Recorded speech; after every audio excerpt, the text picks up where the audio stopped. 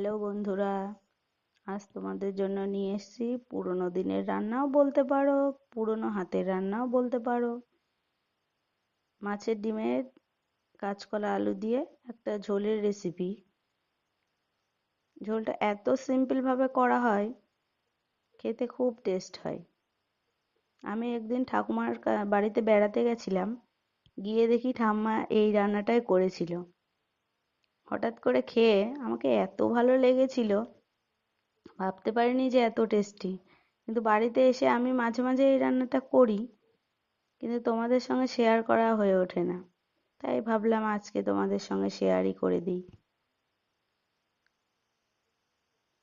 বাড়িতে এই রান্নাটা সবাই করে খেয়ে দেখো, খুবই টেস্টি হয়। একদম সিম্পল, শুধু আদা জিরে লঙ্কা বাটা আর একটু ভাজা জিরের গুঁড়ো দিলেই হবে, তাতেই খুব টেস্ট হয়।